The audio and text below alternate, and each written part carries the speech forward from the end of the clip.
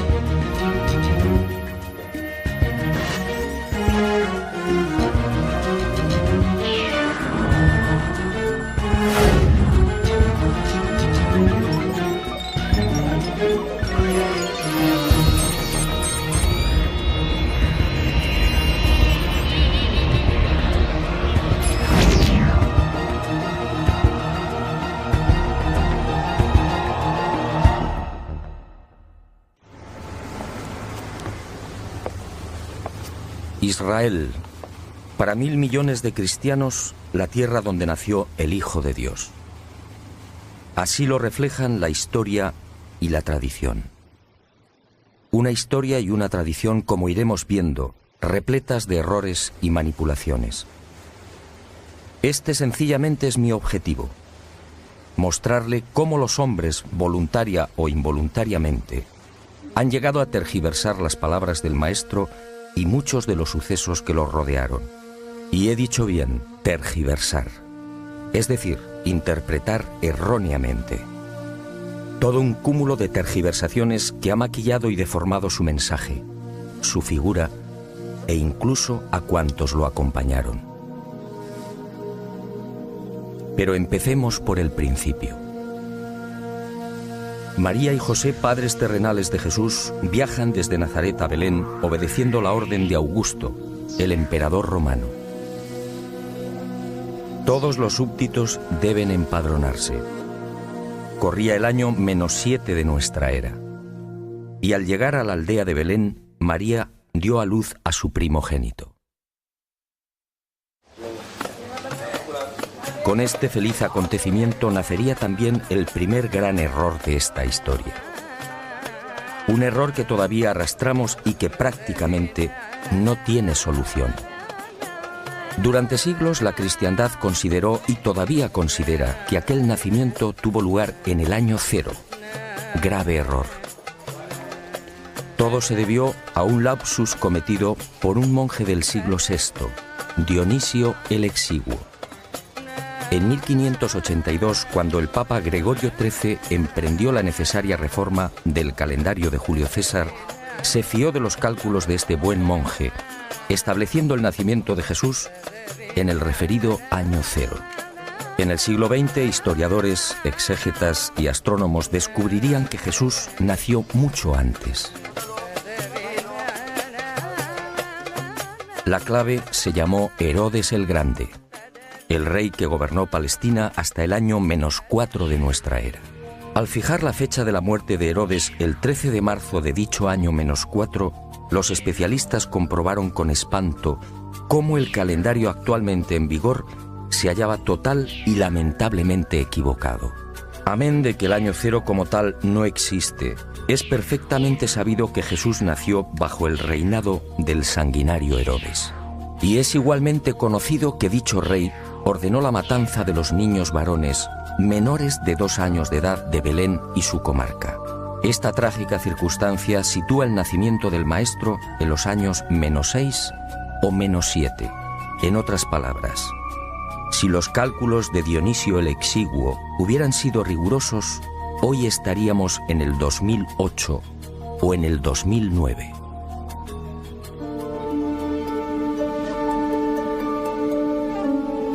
Segundo gran error, aunque la palabra correcta sería manipulación. Jesús de Nazaret tampoco nació en diciembre. En esta ocasión, el invento procede del siglo IV o quizá del V. Cuando se investigan las condiciones meteorológicas de Belén, salta a la vista que entre noviembre y marzo resultan tan crudas que ningún pastor se arriesga a conducir sus rebaños por las colinas próximas. Las temperaturas pueden descender hasta 5 y 10 grados bajo cero. Pero hay más. En aquel tiempo, cuando José y María viajaron hasta Belén, este tipo de desplazamientos, a pie o con animales, se desarrollaba siempre en época seca, jamás en temporada de lluvias. José y María, por tanto, tuvieron que llegar a Belén entre mayo y octubre.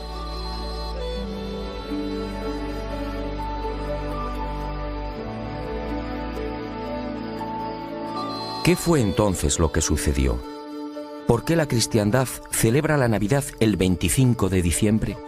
Muchos siglos antes del nacimiento del Hijo del Hombre, los pueblos mesopotámicos, egipcio y finalmente el Imperio Romano tenían la costumbre de celebrar una fiesta llamada Diualia.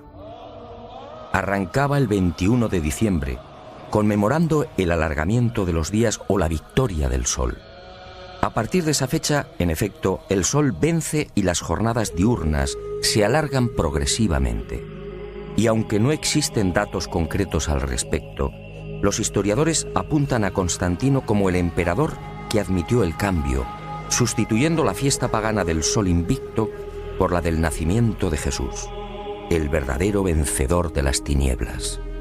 Y a pesar de la dura oposición de la Iglesia Oriental, que se negó a admitir la fecha, la manipulación fue aceptada.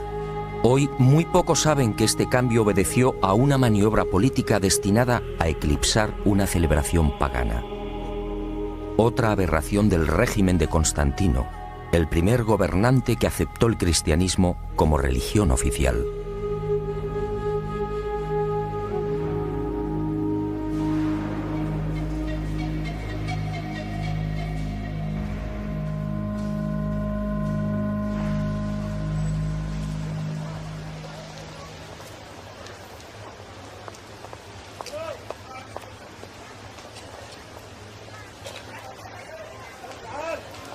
Y usted se preguntará, ¿cuándo deberíamos celebrar la Navidad?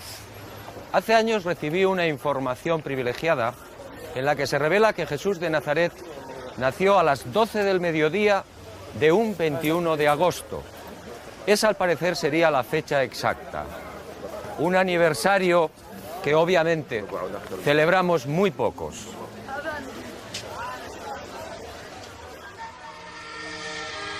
Tampoco la célebre estrella de Belén se ha visto libre de errores y tergiversaciones. Primero fueron los teólogos. Para estos, el relato evangélico de Mateo debe ser tomado como un género midrásico o una construcción agádica, es decir, como una bella leyenda oriental, con detalles pintorescos que viene a reforzar la enseñanza teológica. Y me pregunto, si un fenómeno choca con la razón, ¿significa que ha sido inventado?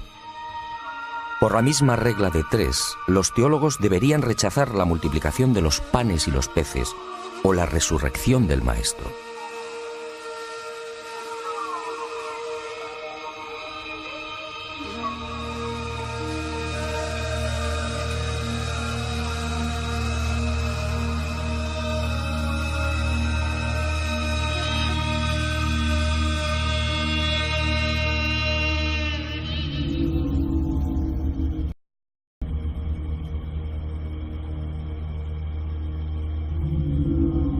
Después, a la miopía de los teólogos se sumó la de los astrónomos. Durante un tiempo, basándose en las ideas de Orígenes, la estrella que condujo a los magos fue explicada con la hipótesis de un cometa. Y en 1603, Kepler aportó otra teoría astronómica que sigue en vigor. El 17 de diciembre de aquel año, el famoso astrónomo se encontraba junto al río Moldava, en Praga. Esa noche, Júpiter y Saturno se hallaban muy próximos entre sí. Kepler estudió la conjunción de ambos planetas y, basándose en el relato del rabino Abarbanel, dedujo que aquella era la señal que guió a los magos hasta Belén. Kepler tenía razón a medias.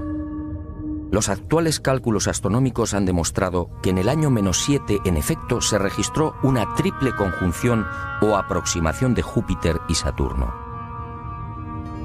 La primera el 29 de mayo, y fue visible durante 2 horas. La segunda el 3 de octubre y también en la constelación de los Peces. La última el 4 de diciembre. Pero Kepler, como digo, acertó a medias. Jesús efectivamente nació en el año -7 de nuestra era, pero en época seca, es decir, en verano.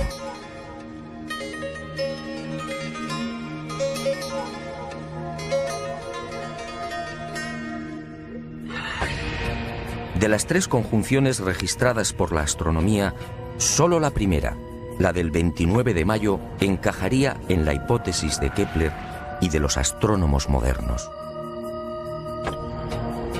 Pero esa intensa aproximación de Júpiter y Saturno solo duró 2 horas.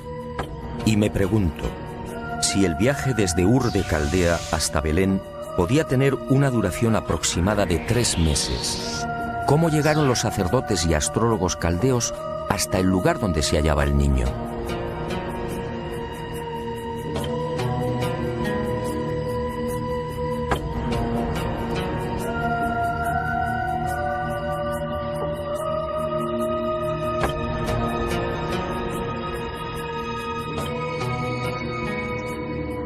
Las explicaciones que defienden los astrónomos, meteorito, cometa o conjunción planetaria, no resisten un análisis científico. En los 2 primeros supuestos, al ingresar en la atmósfera, cometa o meteorito se habrían desintegrado.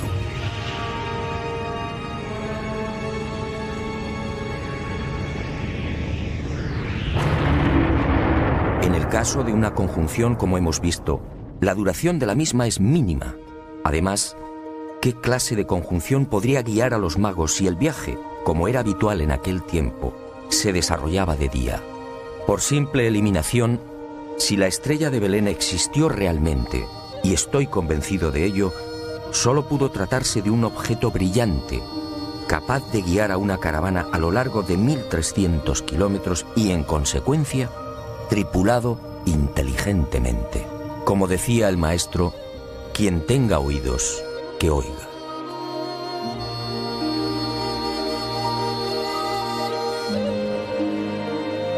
La teología moderna tampoco se siente cómoda con la matanza de los inocentes. Y de un plumazo la ha relegado a otra leyenda tan propia, dicen, de los orientales.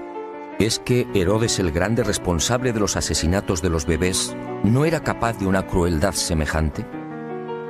Echemos un vistazo al historial delictivo del odiado edomita, como lo llamaban los judíos. En el año 39 a.C. asedia Jerusalén y acuchilla a miles de hebreos. A partir del 37, también antes de Cristo, el gobierno de Herodes se convierte en una pesadilla. Ajusticia a 45 partidarios de Antígono y a decenas de ancianos del Consejo Supremo. Los recelos alcanzan incluso a su propia familia. En Jericó asesina a su cuñado Aristóbulo III, de 17 años de edad. Después acaba con la vida de Mariam, su esposa, y mata igualmente a su madre y a 2 de sus hijos.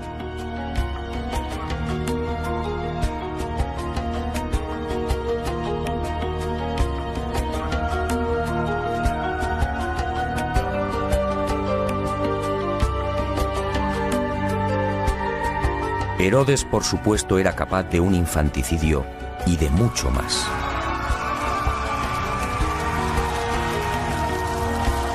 Según mis informaciones, en aquel mes de octubre del año -6, la sangrienta represalia de Herodes acabó con la vida de 16 niños de Belén.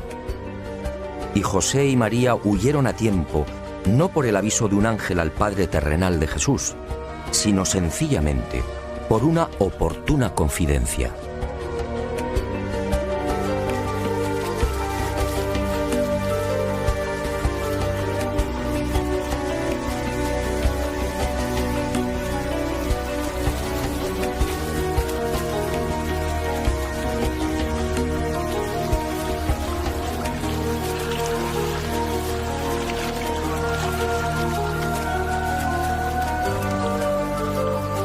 Los escritores sagrados apenas hacen mención de la estancia de José y María en la ciudad egipcia de Alejandría. Aquí vivieron durante 2 años.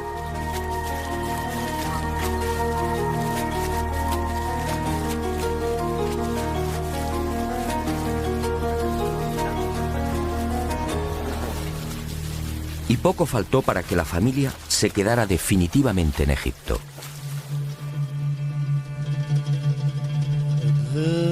Pero en el año -4 deciden regresar a Belén y surge un nuevo conflicto ignorado por los evangelistas.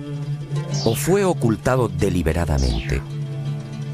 A lo largo de toda su vida, María equivocó la misión de su hijo. Para aquella mujer, Jesús no era otra cosa que el Mesías libertador, un líder político que debería liberar a su pueblo de la opresión romana. Y fuertemente influenciada por esta creencia, la madre del Galileo trató de fijar su residencia en Belén. De esta forma, al hallarse tan cerca de Jerusalén, las posibilidades del hijo en esa supuesta carrera política serían más sólidas y prometedoras que en la oscura y perdida aldea de Nazaret. José se opone y finalmente triunfa el sentido común. El sucesor de Herodes el Grande, el no menos sanguinario Arquelao, no inspira confianza a José y ese mismo año -4 se instala definitivamente en Nazaret. Jesús contaba 3 años de edad.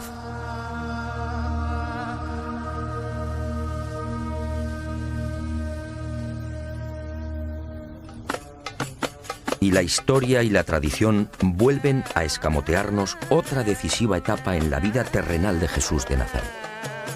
La Iglesia define ese periodo como los años ocultos. ¿Años ocultos o sencillamente la negligencia o falta de interés de los evangelistas? Según mis informaciones, en los 24 años en los que Jesús vivió en Nazaret, jamás estuvo oculto.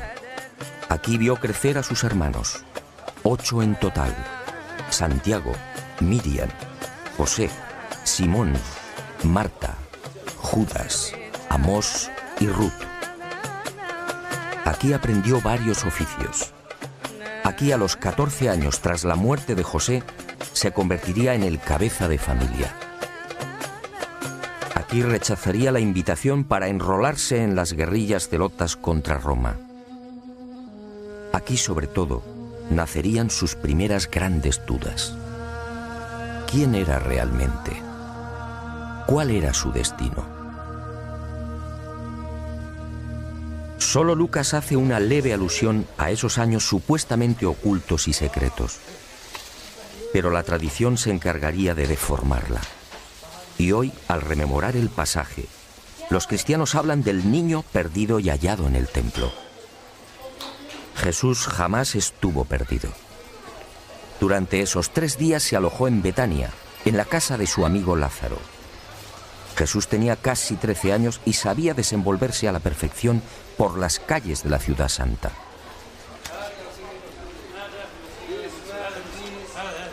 Y en este cúmulo de errores y despropósitos, algunos exégetas y teólogos van más allá y afirman que Jesús en realidad era analfabeto.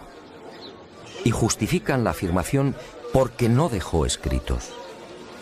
El infundio resulta patético.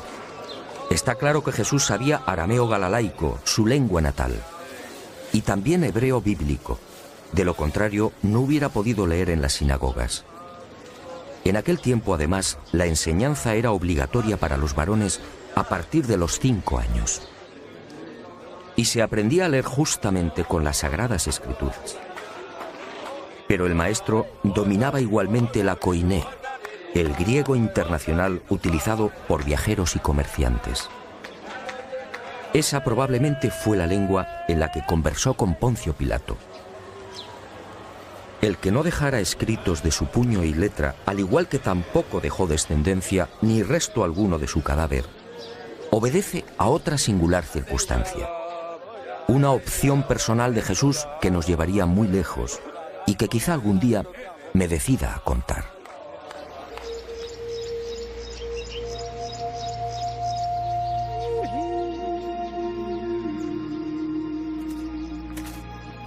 El maestro abandonó Nazaret a los 27 años. Corría el año 21 de nuestra era. A partir de ese momento, Jesús de Nazaret emprende una fascinante aventura. El sueño de su vida: viajar. Según mis noticias, durante un primer año, el maestro, siempre de incógnito, se embarca en una apasionante gira por el Mediterráneo y parte de Oriente. Tras visitar Jope y Cesarea, se dirige por mar hacia la ciudad egipcia de Alejandría. Aquí permanece un tiempo. Visita la célebre biblioteca y contempla las pirámides de Giza. He aquí otra imagen desconocida del Hijo del Hombre: Jesús al pie de las imponentes construcciones faraónicas. De Alejandría navega hacia Creta y de allí a Cirene y Cartago. Jesús se mezcla con los hombres, los observa, aprende de ellos, y de Cartago pone rumbo a Malta. Después Siracusa en Sicilia, Mesana, y por mar alcanza las costas de la actual Italia. Visita Capua y por la vía Apia entra en Roma.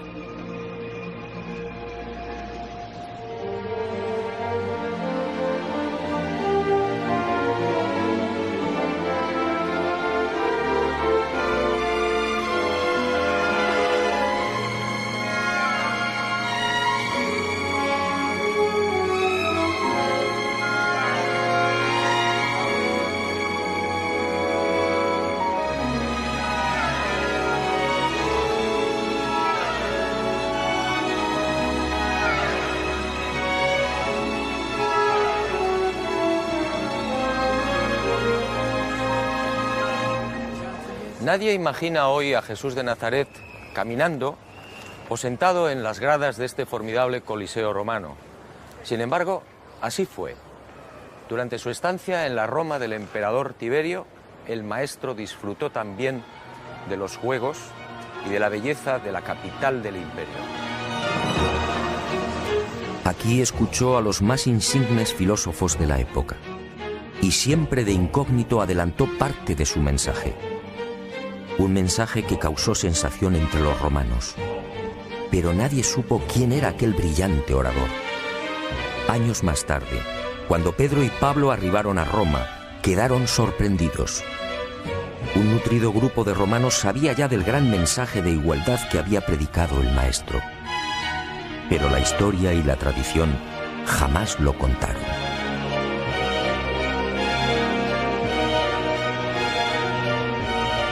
De Roma, Jesús de Nazaret se trasladó a Tarento y desde allí prosiguió a Corinto y Atenas. En la capital de la ciencia y el arte, el maestro siguió escuchando y observando e hizo una advertencia clave. La ciencia nunca podrá demostrar la existencia del alma. El intenso periplo continuó hacia Éfeso, Rodas y Chipre. Y la aventura del maestro por el Mediterráneo, el gran foco cultural y económico de aquel tiempo, cambió de rumbo. De Chipre navegó a la ciudad siria de Antioquía y desde aquí por tierra se adentró en el oriente. Visitó Sidón, Damasco, Ur de Caldea, Babilonia, Susa y Charax. Finalmente regresaría a Nazaret.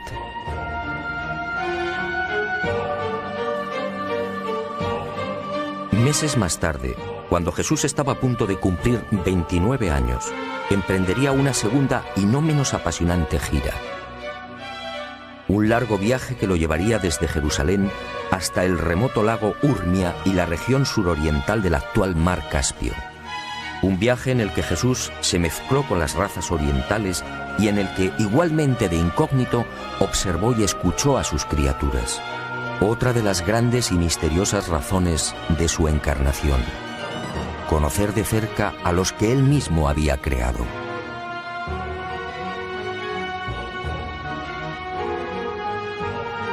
Y llegó el momento culminante en la vida terrenal del Hijo del Hombre. Verano del año 25 de nuestra era. Jesús sabe que su hora está próxima y se retira en solitario a la falda del Hermón, la montaña sagrada. Y aquí, en la soledad de los bosques, Jesús de Nazaret recupera algo que era suyo: la divinidad. En un proceso incomprensible para la mente humana, el Maestro hace suya la naturaleza divina, y a partir de ese instante se transforma en un hombre Dios.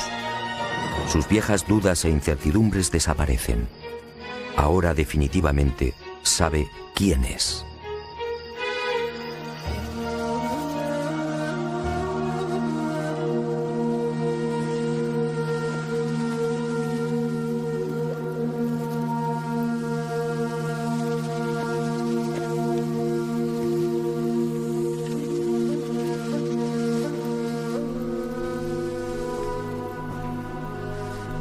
Inexplicablemente, ese histórico momento en el Hermón fue silenciado. Ninguno de los evangelistas acertó a explicar en qué lugar y en qué instante se produjo el fascinante suceso del reencuentro del Hijo del Hombre con su naturaleza divina. Como tampoco escribieron nunca sobre esta cueva, una gruta jamás filmada y que fue escenario de otro acontecimiento singular. Sígame y se lo contaré. Planeta Encantado ha localizado esta importante y desconocida gruta y se la ofrece en rigurosa exclusiva. Es posible que algún día este lugar sea considerado como un notable centro de peregrinaje.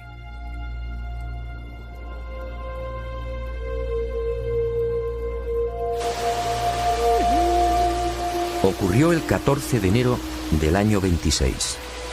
El hombre Dios caminó hasta el río Jordán en las cercanías de la ciudad de Pela, al norte de la actual Jordania.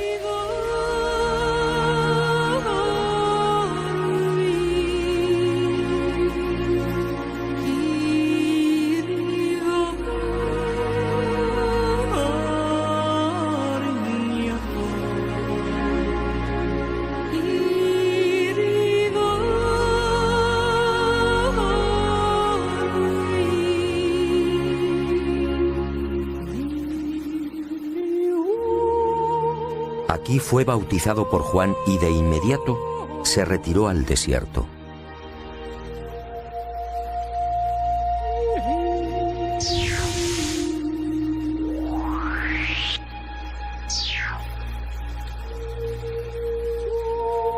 Y durante 40 días, dicen los evangelistas, ayunó y permaneció en soledad. Y cuentan que fue tentado por el diablo. Nuevo error. Mejor dicho, nuevos errores.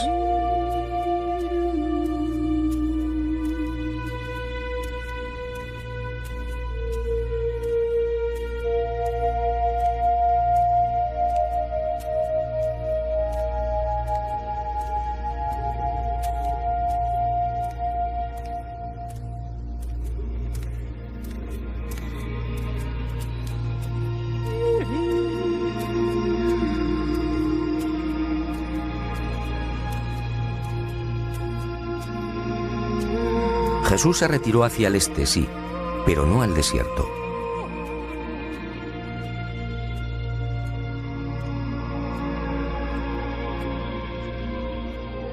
En aquel tiempo, el lugar elegido por el Maestro era una sucesión de suaves colinas a 4 kilómetros escasos de Pela y repletas de olivos y huertos. Y tampoco ayunó. Esos 40 días transcurrieron en las cercanías de una aldea, Bet-Idz, hoy desaparecida. El Maestro convivió con sencillos beduinos. Desde la cueva que le sirvió de refugio, se alejaba cada día hasta la soledad de los olivares.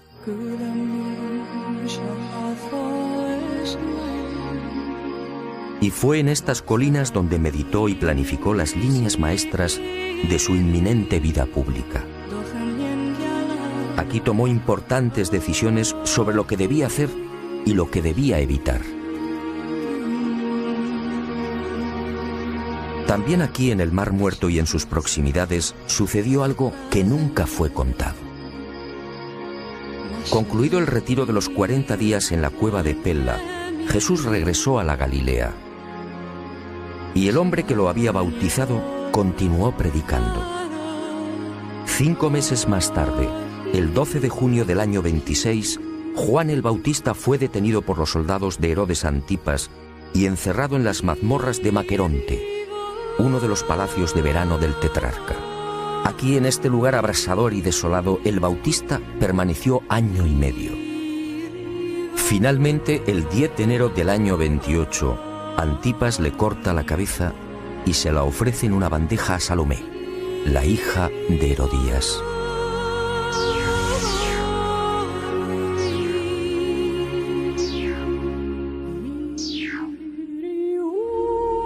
Hasta aquí la historia conocida. Pero en ese 1 año y medio, mientras el primo lejano de Jesús se consumía en los sótanos de Maqueronte, ocurrió algo que los evangelistas prefirieron ignorar. Es un hecho que Juan el Bautista alcanzó un notable eco entre los judíos. Muy pronto se vio rodeado de un grupo de fieles discípulos. Y entre estos, un personaje que pasaría a la historia años después: Judas Iscariote. Y durante el tiempo de prisión, los discípulos del Bautista acudieron en varias oportunidades a las orillas del mar de Tiberíades, solicitando a Jesús que intercediera por su primo. Uno de esos hombres fue Judas, pero el maestro no movió un dedo en favor del Bautista. Y surgieron conflictos entre los primeros discípulos del Galileo y los seguidores de Juan. Conflictos y disputas que se prolongarían incluso después de la muerte del anunciador. He aquí una de las razones que alimentaría de antiguo el resentimiento de Judas hacia el maestro. Nada de esto fue contado, quizá para no dañar la imagen de Jesús o quizá la del Bautista. El maestro sabía que de seguir vivo, Juan terminaría siendo una continua fuente de problemas y enfrentamientos. En consecuencia, aunque parezca cruel, el Hijo del Hombre dejó que el destino siguiera su curso. He dudado a la hora de incluir este pasaje, pero esa misteriosa fuerza que siempre me acompaña me exige ser valiente. Y vuelvo a insistir, no es mi deseo lastimar a nadie, pero si sus principios religiosos se encuentran definitivamente cristalizados, por favor, cambie de canal. Lo que va a escuchar no le gustará.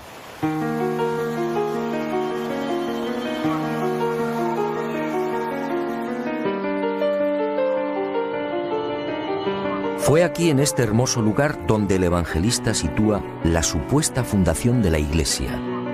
Y he dicho bien, supuesta. Mateo dice: Y yo a mi vez te digo que tú eres Pedro, y sobre esta piedra edificaré mi iglesia, y las puertas del infierno no prevalecerán contra ella. A ti te daré las llaves del reino de los cielos, y lo que ates en la tierra quedará atado en los cielos, y lo que desates en la tierra quedará desatado en los cielos.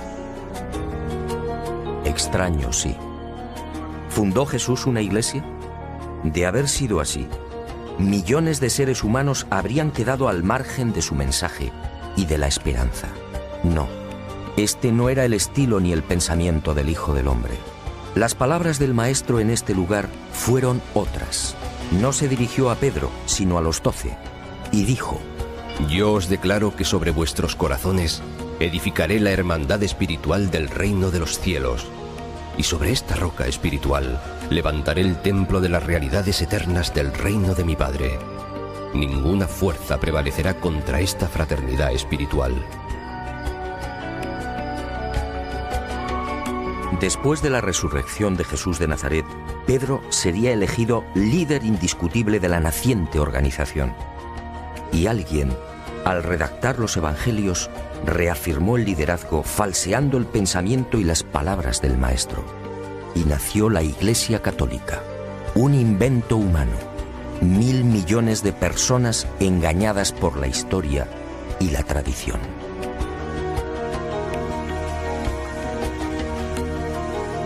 Y las manipulaciones prosiguieron sin el menor rubor, algunas incluso atentando contra la transparente personalidad del Hijo del Hombre. ¿Quién en su sano juicio puede imaginar a Jesús de Nazaret levantando un látigo contra los cambistas del atrio de los gentiles en el templo de Jerusalén? Solo un necio o alguien que no hubiera conocido al Maestro podría dibujar una escena semejante. Aquel lunes 3 de abril del año 30, el Galileo se hallaba en el templo, sí, pero los hechos fueron muy diferentes. Jesús predicaba a la multitud y fue interrumpido en varias oportunidades por las discusiones y peleas entre cambistas y clientes.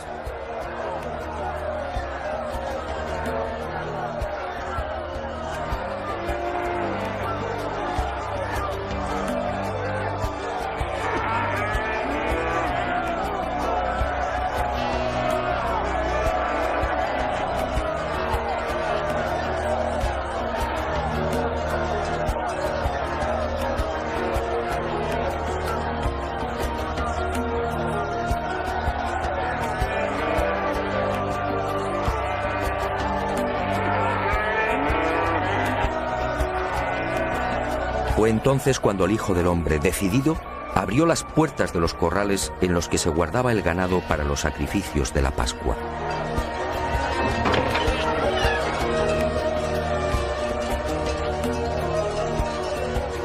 Y fueron bueyes, ovejas y carneros los que, azuzados por Jesús, derribaron las mesas provocando el caos. Un desastre, por cierto, aplaudido por buena parte del pueblo judío, que no veía con buenos ojos aquel injurioso comercio en la casa de Dios.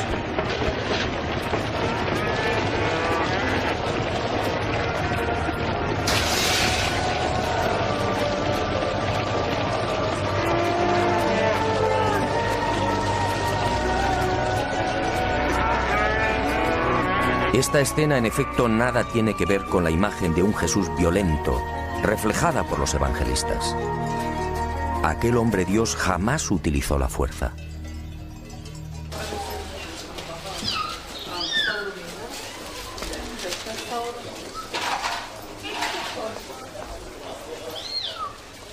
Los errores y tergiversaciones de la historia y de la tradición salpicaron también la pasión y muerte del Nazareno.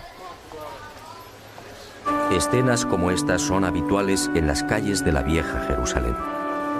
Los peregrinos, sin embargo, no saben que la Vía Dolorosa es otro invento humano. Jesús, camino del Calvario, no cruzó la ciudad. La presencia junto al Hijo del Hombre de dos celotas o terroristas, mal llamados ladrones, obligó a los romanos a desviar la comitiva. Y por seguridad, evitaron las concurridas callejuelas de la ciudad santa, alcanzando el Gólgota por el norte y a campo a través.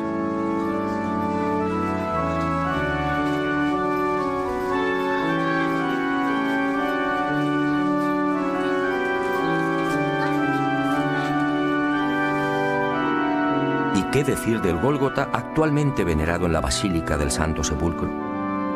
Cualquier especialista medianamente informado sabe que este lugar no fue el de la crucifixión.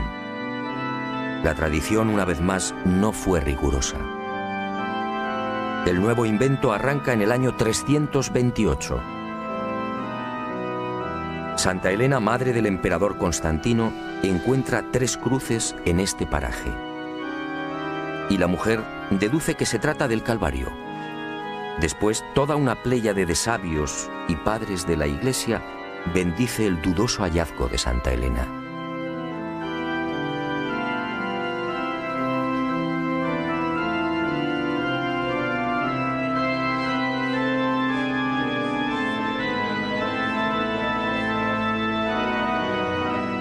Dudoso sí por 3 importantes razones. En primer lugar, porque el Hijo del Hombre y los celotas no cargaron las cruces completas. Solo los patibulum, es decir, los maderos transversales.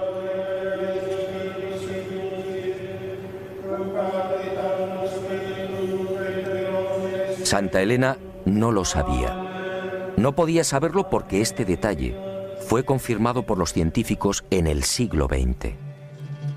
En segundo lugar, porque en aquel año 30, fecha de la muerte del maestro, el Gólgota se hallaba fuera de las murallas de la Ciudad Santa y al norte. Si observamos un mapa de aquel tiempo, es fácil comprobar que la actual ubicación del Calvario resulta totalmente artificial.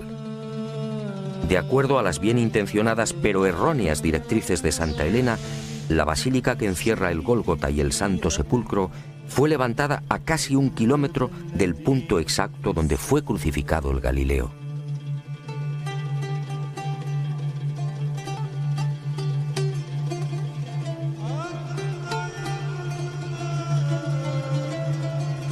Por último, el artificio de Santa Elena se vino definitivamente abajo cuando los arqueólogos judíos descubrieron los llamados túneles de los Asmoneos.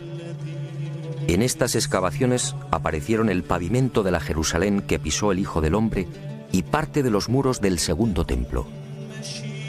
Un enlosado construido por Herodes el Grande y situado entre 18 y 20 metros por debajo del nivel actual. En otras palabras, Santa Elena, los padres de la Iglesia y la tradición habían olvidado que Jerusalén fue destruida y vuelta a levantar al menos 20 veces. Esta circunstancia sitúa la actual Basílica del Santo Sepulcro a 20 metros de altura sobre lo que fue el suelo original en el año 30. Todo un despropósito.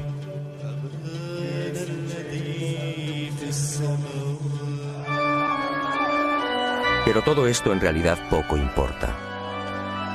Los más que supuestos santos lugares de Israel se han convertido en una mina de oro.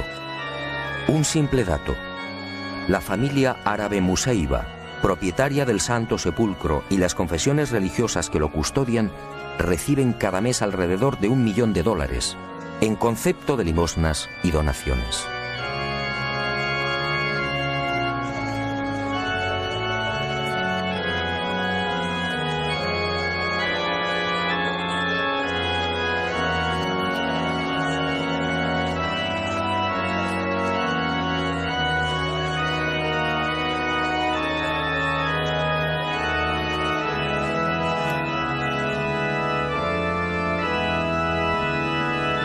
A esta vergonzosa e interminable sucesión de errores y manipulaciones hay que sumar por último los lamentables silencios de los evangelistas respecto al Jesús resucitado. Los creyentes, una vez más, resultarían estafados. Los textos supuestamente sagrados apenas relatan 4 apariciones del Maestro después de su muerte, e ignoran el resto. En total, 19 presencias, ¿a cuál más importante? Y la silencian sencillamente porque las palabras del resucitado no encajaban ni resultaban cómodas en la filosofía y en el rumbo de la primitiva y naciente Iglesia. Veamos 2 ejemplos muy ilustrativos.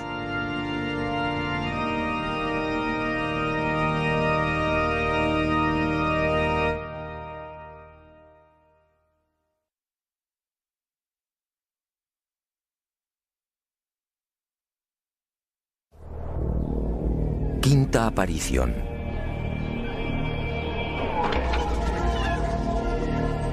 El Maestro se presenta ante María Magdalena y otras 24 mujeres.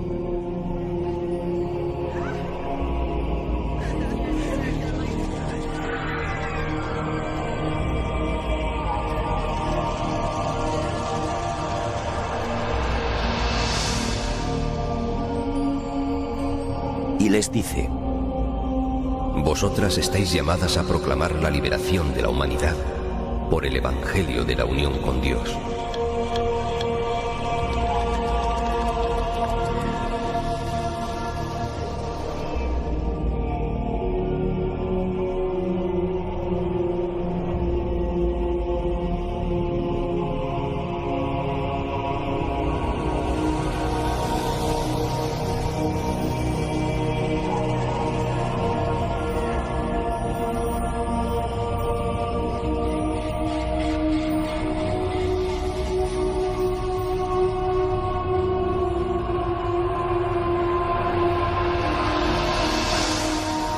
¿Mujeres proclamando la buena nueva? ¿Mujeres al mismo nivel que los hombres?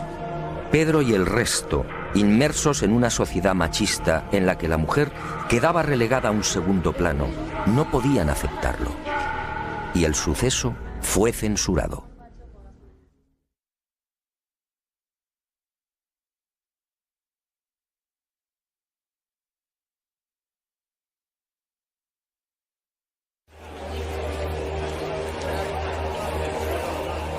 Aparición número 12.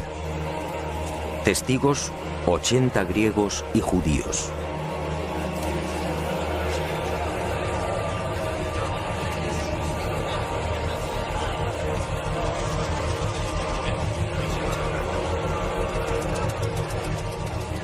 El resucitado se presenta ante ellos y dice: El Padre me ha enviado para establecer algo que no es propiedad de ninguna raza, nación, ni tampoco de ningún grupo especial de educadores o predicadores.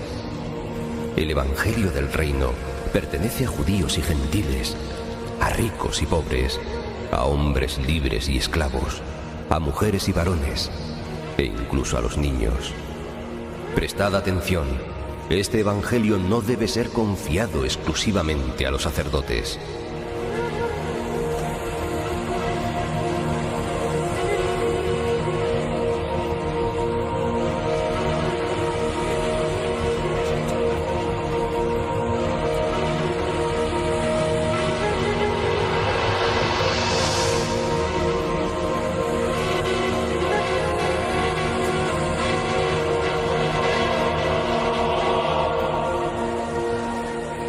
Sobra todo comentario.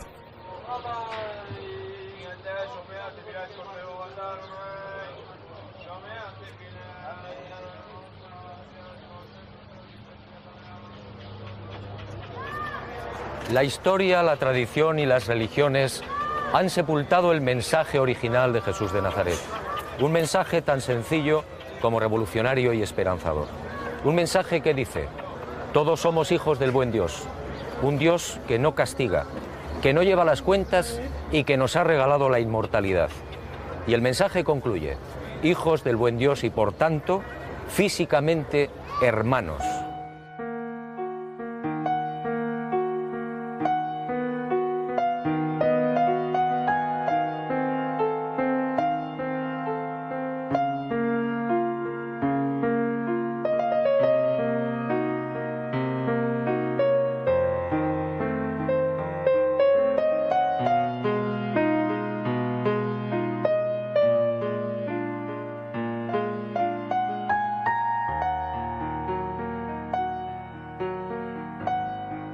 Y llegará el día en que este planeta encantado será un mundo apacible y luminoso.